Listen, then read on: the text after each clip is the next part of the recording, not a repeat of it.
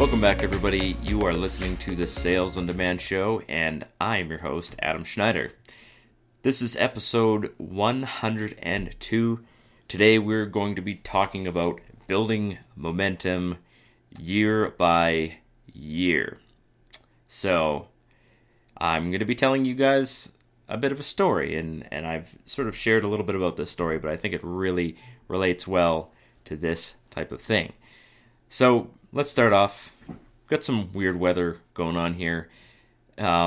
Just a few days ago, we had 2 days in a row with weather emergencies, but they were completely different. So we had one day where there was a whole bunch of grass fires, and I actually thought we were going to be evacuated. There was a small town that's close to us that did get evacuated, and I was just sitting there watching the weather, we had the alerts go on our phone and everything, and the neighbor came over and she's like, "Hey, are you guys packing to leave?" And I said, "No, but if I have to, I could." So we were keeping an eye on that. Well, then the next day, like literally just the next day, there was a snowstorm that put out the fires, of course. The fires were no longer an issue, but the snowstorm was so bad that you couldn't drive anywhere. So they had to cancel school, which, canceling school in Alberta is kind of a big deal. I mean, it has to be so bad that it's literally life-threatening. Like, you could die going out and driving. That's how bad it has to be for them to cancel school. Then, of course, that all melted, and now we're back to really nice summer weather to the point where I was able to go outside and go for a run with just in my t-shirt. And then, of course, we're going to have more grass fires. So it's just normal March weather. It's always really up and down. I've also started doing some investing using in crypto using a bot. And this is something I was thinking about, and I started investing in crypto with just an app, but it was a little clumsy and the fees are really high. So you buy Bitcoin with this app, and then you can watch the price and everything. And those kinds of apps are designed for people who want to hold their crypto. But I was looking at the prices and the fluctuations in the prices of crypto coins, not just Bitcoin, but Ethereum and a whole bunch of the other so-called alternate coins. And I thought, there's got to be a way for some kind of, robot or machine or computer program to start trading based on the fluctuations in prices. And sure enough, it took me one quick Google search and I found what's called a bot, or a artificial intelligence system, I guess you could call it.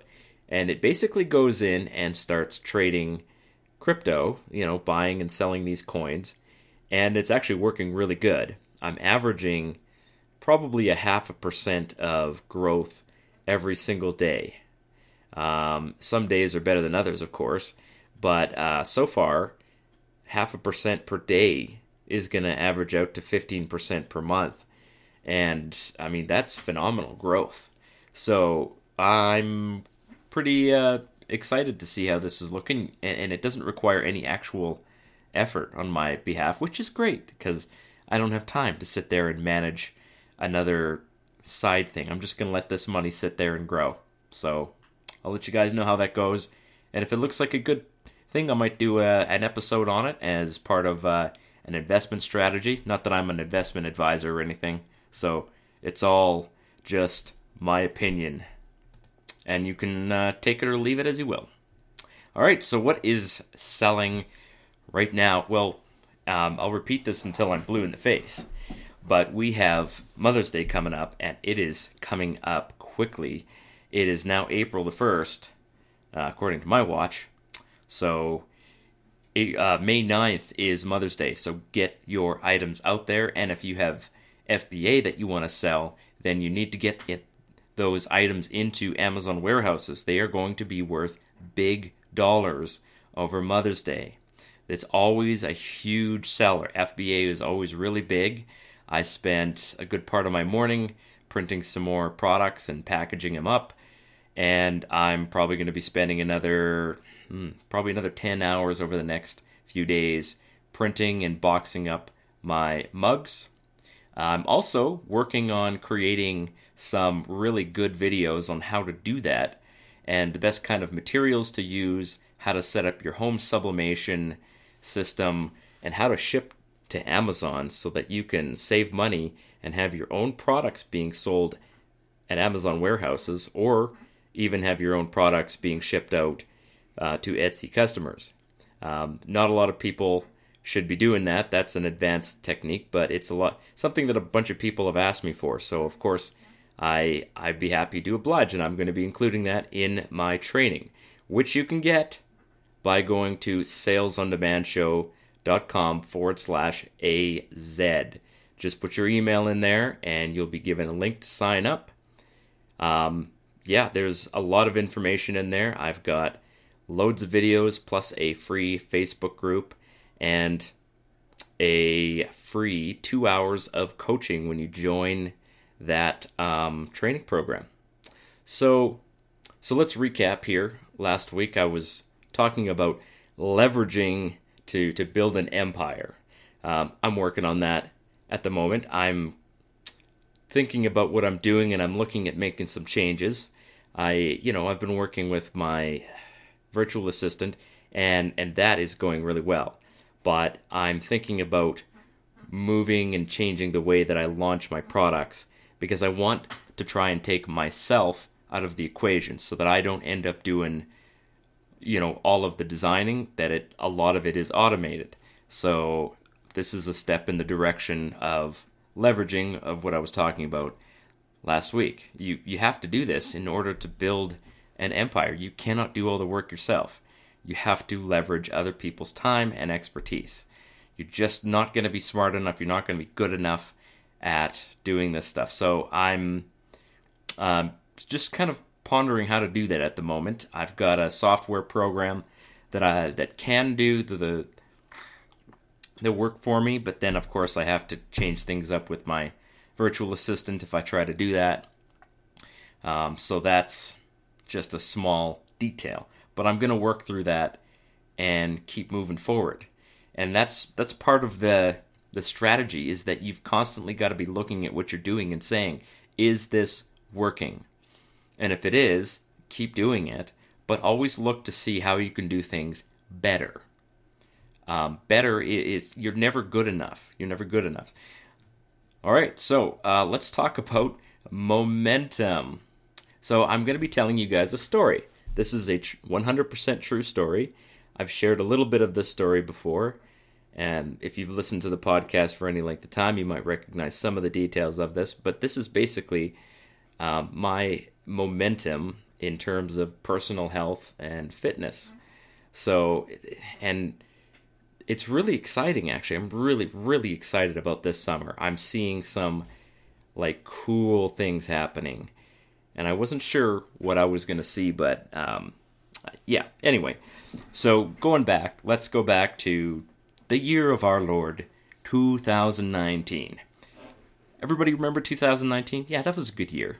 I mean, I know a lot of people were complaining. There was one year where a whole bunch of celebrities died, and everybody was like, oh man, this is a year from hell, it's the worst year ever, and they were just like, oh man, we're so glad to see the end of I don't know if it was 2018 or 2019. I would happily go back and relive any one of those years over the kind of nonsense that we've had to put up with just in the last 12 months. So can I just get 2019 back, please? Because, that was a good year. But anyway, 2019, at the end of the year, I kind of had this just feeling. I'm like, I think I need to move on from my job. So I was doing highway patrol. I was law enforcement officer.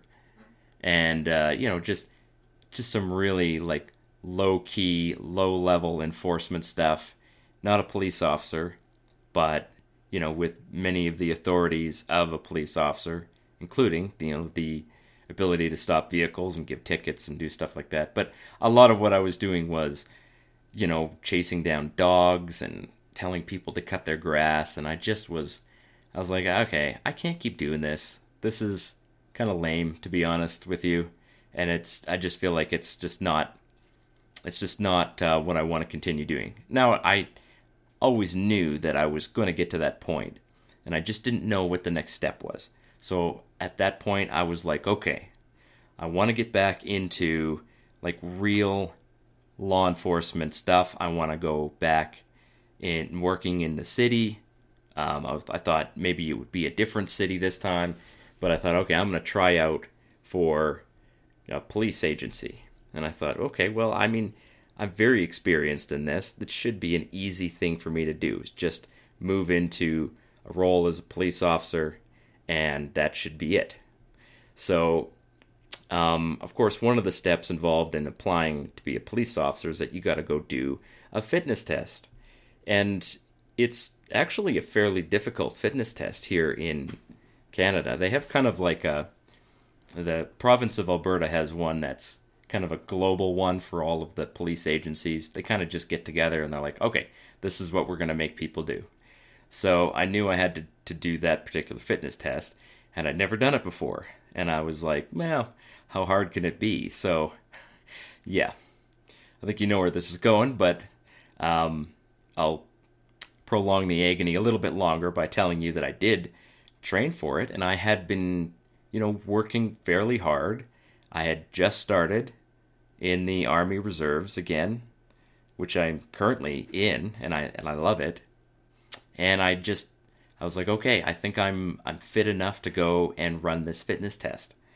So, after a couple weeks of like really hard, intense, like training, the kind of training that I would have normally done to pass the other fitness tests that I've passed before. I've done these kinds of fitness tests about 9 or 10 times. So I thought I was thinking to myself, I'm going to crush this.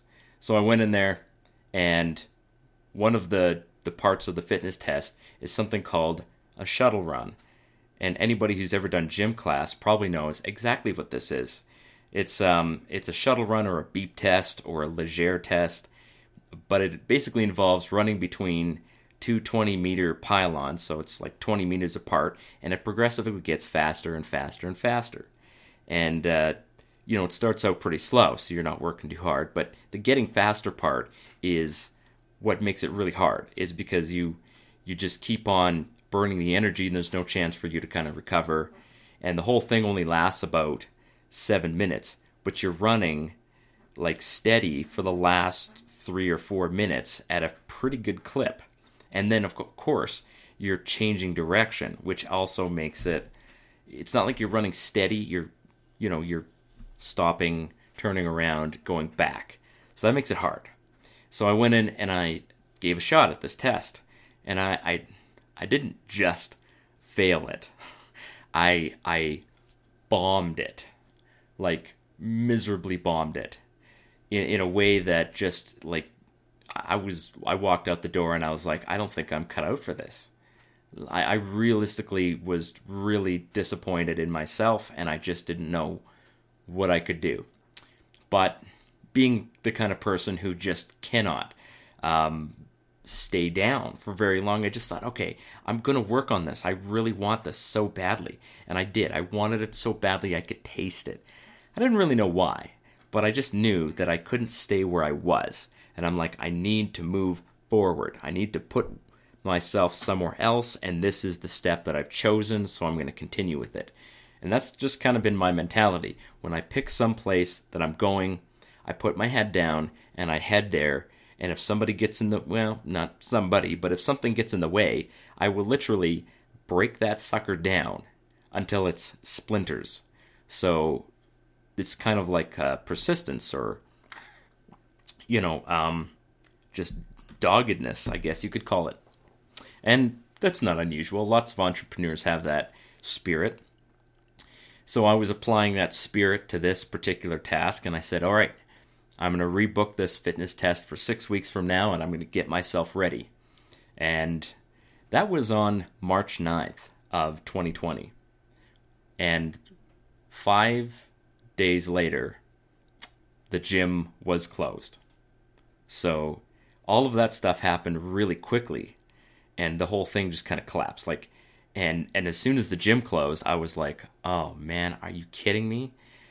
But in a way, I thought, okay, this actually might be good, because I think I think I'm going to have a little bit more time to work on my fitness, because I knew that I was probably going to need more than 6 weeks to do it. So I started going out and training, and the only thing I could do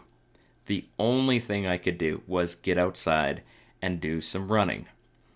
And of course, March weather is unpredictable. I just told you that we had some crazy weather, and now it's back to nice again.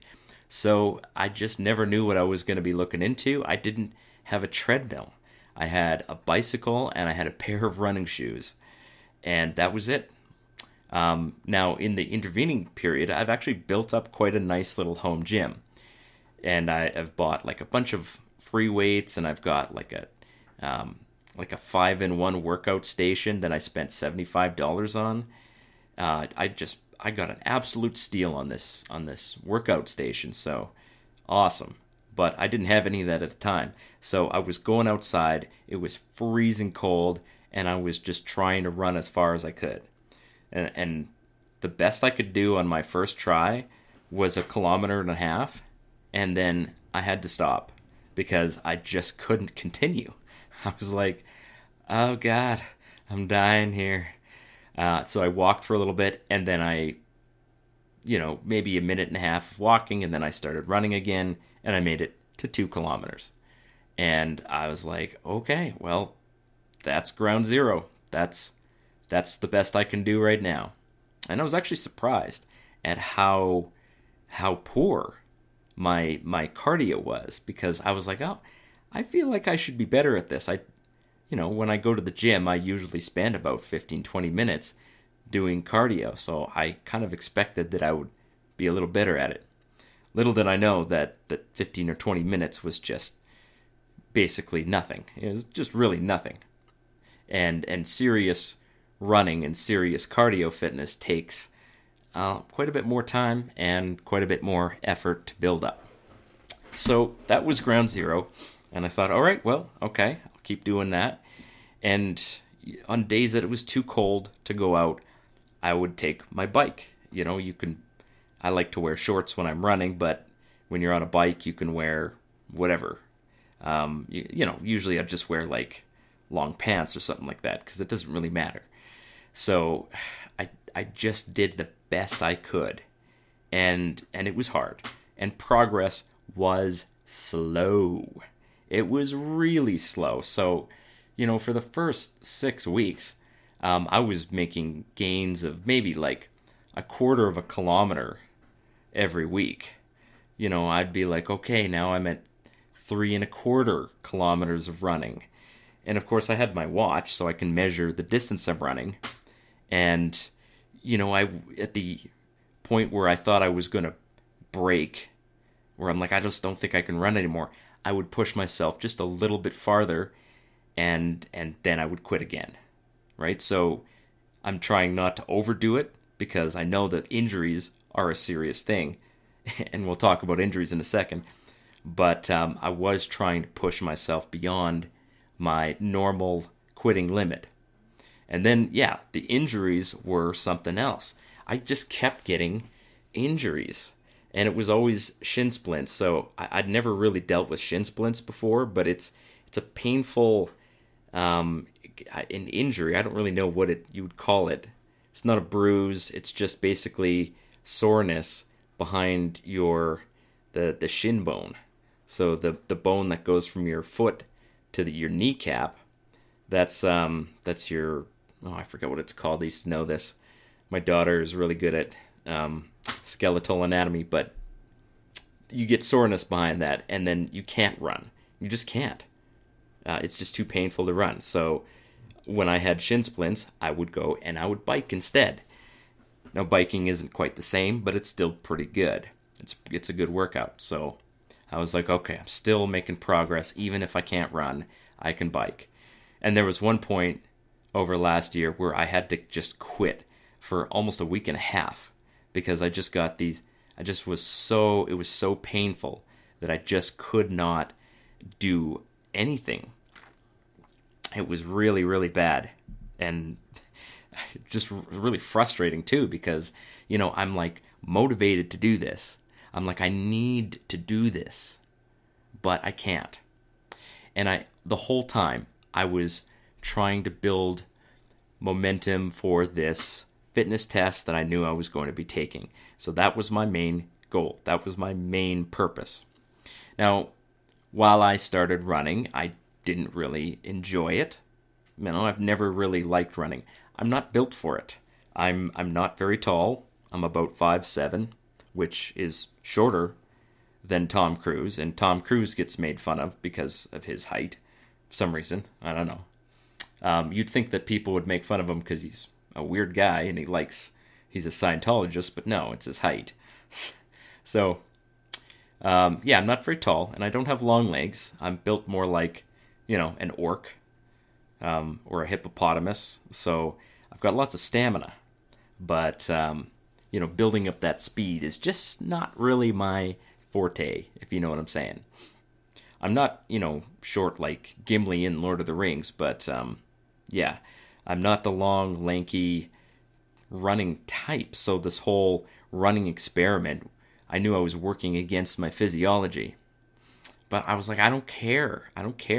I actually started to enjoy it. And you know what? It wasn't even that I started to enjoy it. It's that at first I started to not hate it. When I first got started, I was like, okay, I kind of hate this, but I'm going to keep pushing. And then eventually got to the point where I was like, okay, I don't hate it, but I don't love it. So that's something. And then I kept going. And it got to the point where I was like, you know what? It's not even that I don't love it. I almost kind of sort of like it. And that's when I realized, I was like, I think I'm going to enjoy running.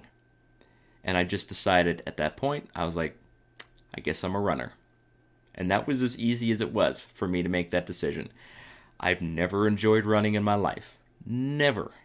And I'm not good at it. But I persisted, and I got to the point where I was like, okay, I can run 5 kilometers. And I remember I reached that 5 kilometer mark in, I believe it was May, and it was late May of 2020. So I made it to 5 kilometers, and I was very excited. And I would come in and I'd tell my wife, I'm like, oh, hey, look, I made it 5 kilometers. And I remember my watch stopped recording at 4.9 kilometers. And I was like, you stupid watch. I made it 5 kilometers. So that was a milestone for me. And then I pushed on past that. I made it 6 and then 8. And then I finally started doing 10K races. So, I went quite a distance last year. And then I thought, oh man, how am I going to keep this up over the winter? So I didn't stop running, but I also, I assumed I would have the gym as a place to go, but then they closed the gym in December. So I had been trying to keep like this maintenance level of running up, and they closed the gym, and that was it. There was no running. My treadmill was broken, but every time I had the opportunity to, I would go out and go for a run. And we did actually have decent weather this winter, so there was a few times, there was a couple of days in December where I was actually able to go out and go for a run outside. So I just kept trying to keep that up. But I was really worried. I'm like, you know what? Next year I'm going to have to start over again. That's going to suck. Starting at 3 kilometers and working my way up slowly. So I was really not looking forward to that. So I got the treadmill fixed and I got everything going again. And now the weather got nice. So I went back outside and I started the training regimen up again. And you know what is kind of funny is that the second year round, I've noticed a couple things. Number one is that I'm not getting injured almost at all. And I'm pushing myself hard, much, much harder than I did last year. And I'm not getting injured. You know, I used to sit down after running and I could feel the soreness behind the bones in my leg. And I'm like, oh, well, I guess I'm not going to be running for 3 days after this. I knew I'd pushed myself too hard last year. This year, not noticing any of that. So obviously my legs and my muscles have adapted to it. That's cool. But the best thing, and this is, I did not expect this, is that I'm regaining the fitness that I had last year much, much faster. So just the other day I went out for a run and I thought, you know what, let's see how far I can really go. So I pushed it out and I basically added 2 kilometers to my last run time. And there was no way that I could have done that last year. There is just no way. So I realize now that all of the momentum I built last year never went away. That, once you gain the strength, even if you stop doing something or you slow down a bit, the momentum will carry you on. And, particularly in fitness. So, even over the Christmas period, the winter period, I kept up the weight training in the basement of my house, going into the basement, lifting weights, and just trying to work to maintain my health and basically maintain my fitness. And it has paid off. Even if I can't work out at the same intensity, it takes much less time for me to get back to the same level I was at before. So that's exciting. And this year, I have big plans. I want to run a half marathon. I did sort of think about this last year, and I'm like, I think I could make it to 15 kilometers, but I don't know if I could make it to a half marathon. Half marathon is 21.1 kilometers. That's a long way to run. It's significantly longer than anything I've ever run, but I think I can do it this year. And so I am leveraging momentum for my personal fitness. This has been a, watershed moment for me. So I wanted to share that with you guys because when you're building a business, momentum is key. You build momentum year over year. And I know a lot of people get into print on demand, they start their business, and I've had people tell me, they're like, yep, in 6 months, I want to be making $10,000 a month net. And I'm like, okay, that's a cool, and, that's a great goal, but it's very unlikely that that's going to happen. It's very unlikely because you don't have any momentum whatsoever. When you first start a business, you're basically standing still. Most people don't even know how businesses run. They don't even know how print on demand works. They get confused about, who pays for the mug and all this stuff. You've got to get past that, first few stumble steps before you start to gain momentum. But when you actually start gaining momentum, things start really taking off. And every year since I started, the momentum has continued. And I'm at the point now where I am like, yes, this is going to be not just a profitable business, but this is going to be a life-changing, long-term business that is going to be worth a lot of money. I'm going to leave this, I'm now making more money than I spend. Even with, working from home being less expensive, I am making, not like a ton more, but I'm making more money than we need to live on, and I'm saving the excess, which was my goal. And that excess money and that excess momentum is building. So now it's just a matter of leveraging that over and over and over again. So I wanted to give you guys 3 momentum builders. And this is the 3 takeaways that I want to give you guys for how to build your own momentum for your business. So, momentum builder number 1 is never stop learning.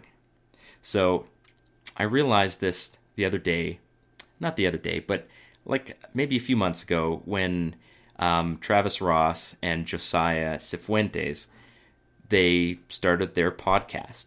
And I realized, I'm like, hey, listen, these guys aren't competitors to me. I have a podcast for print on demand, but these guys have vast amounts of knowledge that I don't have.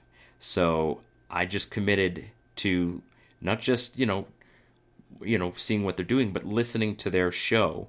And, if they put out some kind of training, I'm going to buy it because I want to know everything that they know. Even if only 20% of it applies to me, that 20% could make a huge difference in my current business. And you know what? In fact, it already has. Just what I've been hearing from these guys already, they're sharing knowledge with me. It's fantastic. So I'm never going to stop learning, and neither should you. I do encourage you to go out there and spend time thinking about your business every day.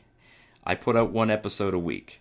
So if you listen to the 1 episode a week, you have 6 other days of the week to spend some time thinking about your business. So momentum builder point number 2 is accountability.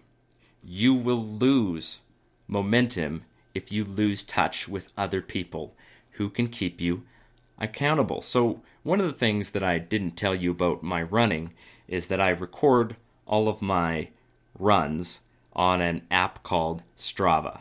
And if you're a runner, you instantly know that name. It is basically the best app for people who want to record their running, their swimming, their biking, and stuff like that. It's a really good app.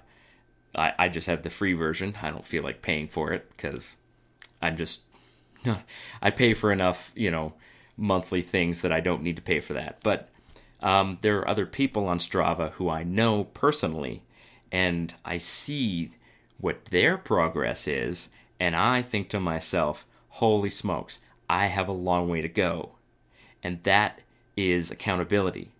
Because if all I did was just look at my own results and just think, oh, good, I'm doing pretty good. I'm running 1 kilometer in 7 minutes and 50 seconds. If I never saw what other people were doing, and they never saw what I was doing, then it would just be worthless for me. Or there wouldn't be enough accountability for me. So you need to have somebody who you can speak to, you can talk to, other sellers who will help you in your journey. And accountability is key. We may be competitors, but we don't have to compete when it comes to accountability. We can be accountable to each other, set some goals, and then hold each other to those goals. And one of the things that I built with this training program that I have is accountability in the Facebook group. So every week I post something that says, hey, listen, this is what you should be working on. Post in here and tell us what you're doing in your business right now. And that's called accountability. So point number 3, momentum builder number 3 is investing. So it is true that you can start a print-on-demand business with basically nothing. I mean, a couple bucks in your pocket is all you need. You could listen to this podcast and you could basically follow the advice that I'm giving you, and you'd probably do okay. But I know so many people, people that I personally know who are good friends now, who have, basically started a business doing print on demand, and then, a year later, I look at what they're doing, and I realize they didn't stick with it. Because they didn't really have any skin in the game. They hadn't really invested anything in actually doing it. So you need to put some skin in the game. You need to commit in a way that actually costs you something. That could be that you buy training. It could be that you invest in Amazon FBA. One of the best investments you can make right now is basically buying something that Custom Happy offers. Custom Happy is one of the suppliers for Amazon FBA for coffee mugs, is that you can buy a box of 6 designs with 6 units each. I call it a 6x6. So you can test out 6 ideas with Amazon FBA, and it only costs you about $6 per unit. And that's a huge test. That can make a lot of difference, is testing more ideas. But it does cost you something. So you need to put some skin in the game. You need to hire somebody. You need to invest in training. You need to invest in yourself. And sometimes, in fact, a lot of times, money can replace time. So it's true that you could probably learn these things just over time.